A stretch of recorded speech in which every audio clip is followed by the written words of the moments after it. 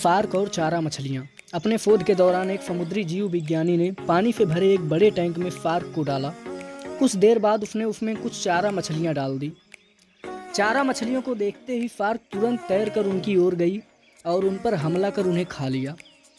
समुद्री जीव विज्ञानी ने कुछ और चारा मछलियाँ टैंक में डाली और वे भी तुरंत फार्क का आहार बन गई। अब समुद्री जीव विज्ञानी ने एक कांच का मजबूत पारदर्शी टुकड़ा उस टैंक के बीचों बीच डाल दिया। अब टैंक दो भागों में बढ़ चुका था। एक भाग में फार्क थी, दूसरे भाग में उसने कुछ चारा मछली डाल दी। विभाजक पारदर्शी कांच से फार्क चारा मछलियों को देख सकती थी। चारा मछलियों को देख फार्क फिर से उन पर हमला करने के लिए उस ओर तैरी, लेकिन कांच के विभाजक टुकड़े से टकरा कर रह गई। उसने फिर से कोशिश की, लेकिन कांच के टुकड़े के कारण वह चारा मछलियों तक नहीं पहुंच सकी।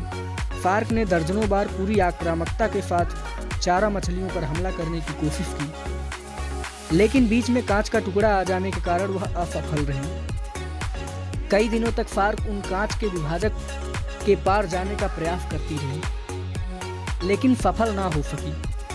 अंततः थक हार कर उसने एक दिन हमला करना छोड़ दिया और टैंक के अपने भाग में रहने लगी। कुछ दिनों बाद समुद्री जीव विज्ञानी ने टैंक से वह कांच का विभाजक हटा दिया, लेकिन फार्क ने कभी उन चारा मछलियों पर हमला नहीं किया, क्योंकि एक काल्पनिक विभाजक उसके दिमाग में बन चुका था और उसने सोच लिया था कि वह उसे पार नहीं कर सकती।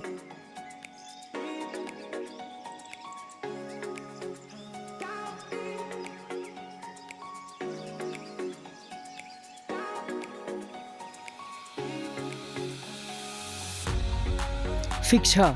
जीवन में असफलता का सामना करते करते कई बार हम अंदर से टूट जाते हैं और हार मान लेते हैं। हम सोच लेते हैं कि अब चाहे कितनी भी कोशिश कर लें, सफलता हासिल करना नामुमकिन है, और उसके बाद हम कभी कोशिश ही नहीं करते। जबकि सफलता प्राप्ति के लिए अनवरत प्रयास आवश्यक है। परिस्थितियां बदलती रहती हैं, इसलिए अतीत की असफलता को दिमाग पर हावी ना होने दें और पूरी लगन से फिर मेहनत करें। सफलता आपके कदम चूमेगी।